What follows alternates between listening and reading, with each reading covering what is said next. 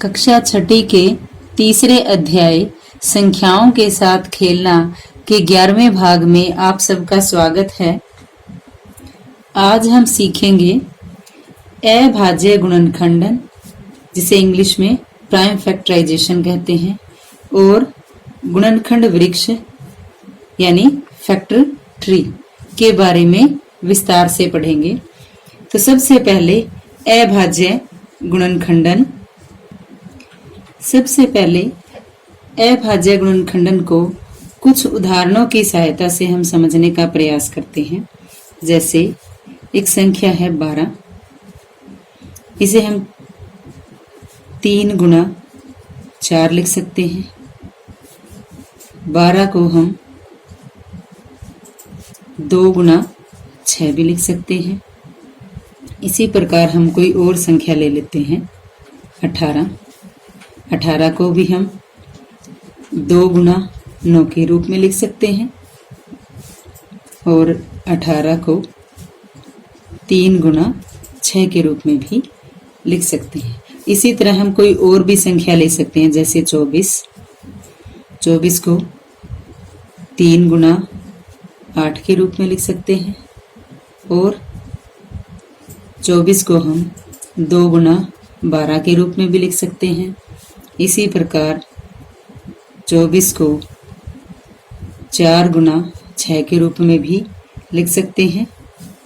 इसी प्रकार और भी संख्याओं को हम इसी तरह गुणनफल के रूप में लिख सकते हैं।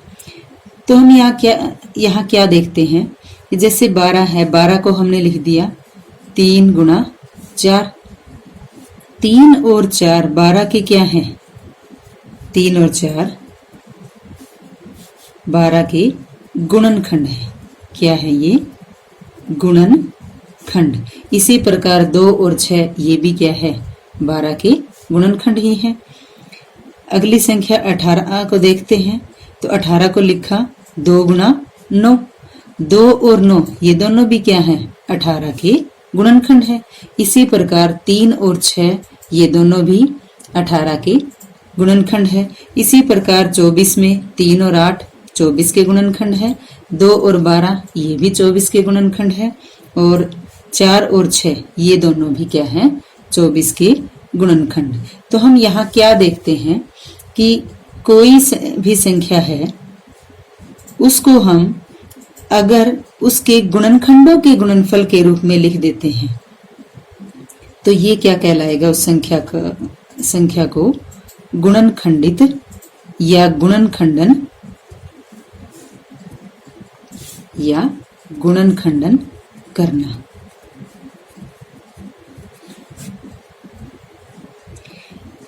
कहने का मतलब है कि हमने उस संख्या को उसके गुणनखंडों के गुणनफल के रूप में व्यक्त किया है, या हमने उस संख्या के गुणनखंड किए हैं। तो हम कह सकते हैं कि गुणनखंडन यानी फैक्टराइजेशन यदि किसी संख्या को उसके गुणनखंडों के गुणनफल के रूप में व्यक्त किया जाए या लिखा जाए तो यह संख्या का गुणनखंडन या गुणनखंडित करना कहलाता है। अब जैसे हमने यहाँ पे 24 को क्या लिखा था? 3 गुना 8। 24 को हमने 2 गुना 12 भी लिखा था, और 24 को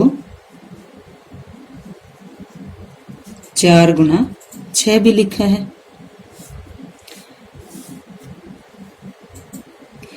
ये सभी 24 के गुणनखंडन के रूप में ही है।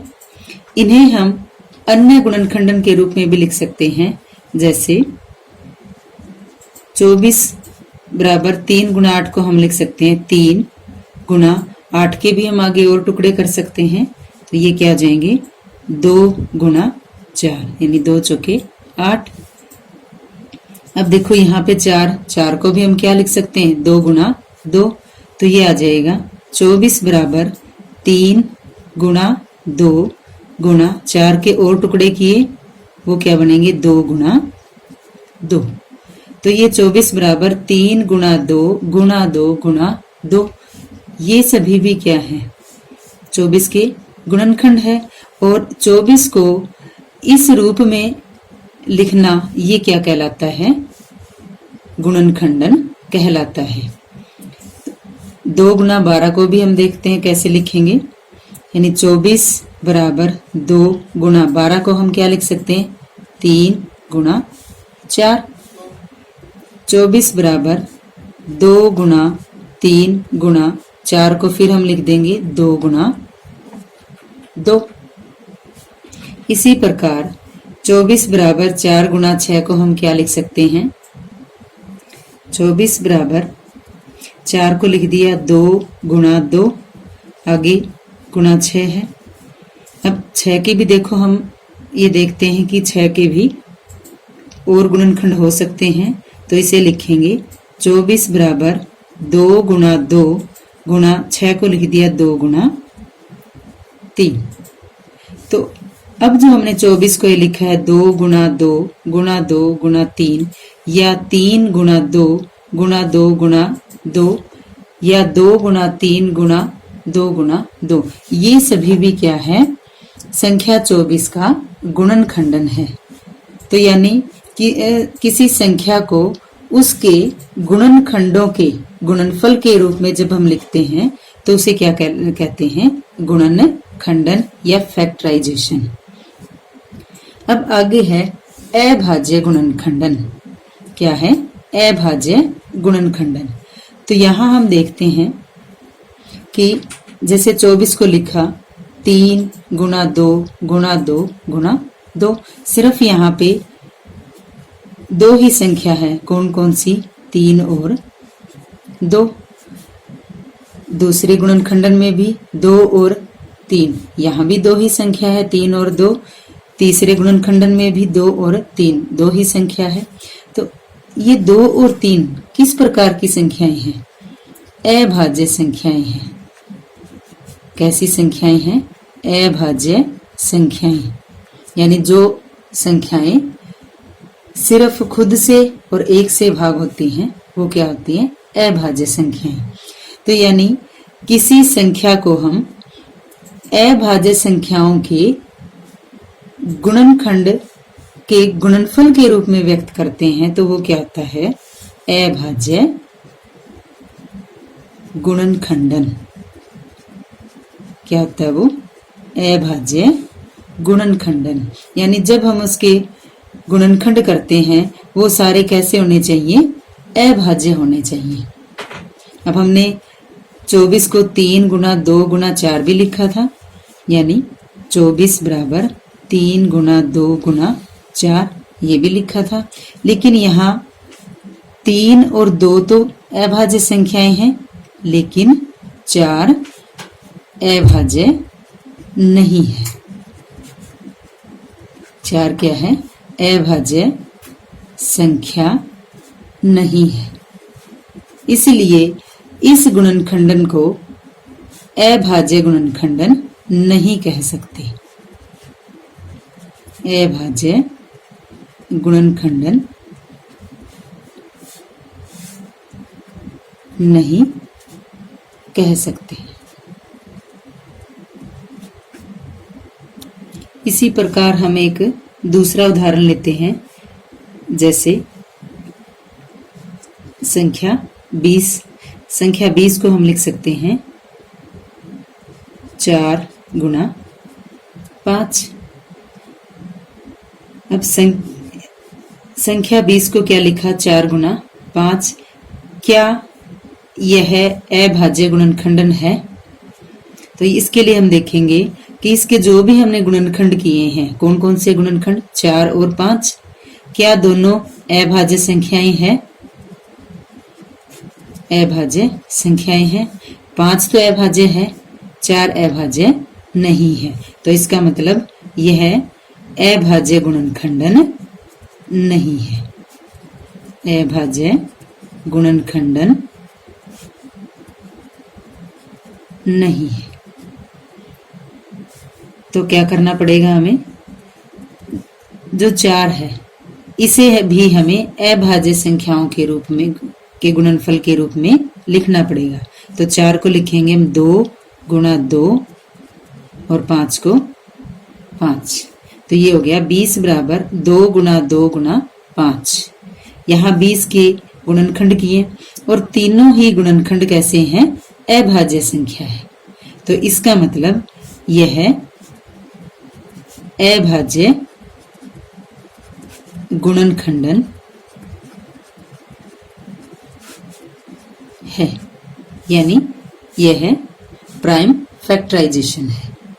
तो अतः हम कह सकते हैं कि यदि किसी संख्या को उसके अभाज्य गुणनखंडों के गुणनफल के रूप में व्यक्त किया जाए या लिखा जाए तो यह यानी गुणनखंडन उस संख्या का अभाज्य गुणनखंडन कहलाता है। तो बच्चों ये था अभाज्य गुणनखंडन। आइए अब हम फैक्टर ट्री यानी गुणनखंड वृक्ष के बारे में पढ़ते हैं। गुणनखंड वृक्ष, बच्चों यहाँ हम कोई भी एक संख्या ले लेते हैं। जैसे हमने संख्या 36 ले ली है। अब 36 को इसके गुणनखंड के गुणनफल के रूप में लिखेंगे। कोई भी आप एक इसका गुणनखंडन सोच सकते हैं। जैसे 36 को हमने लिख दिया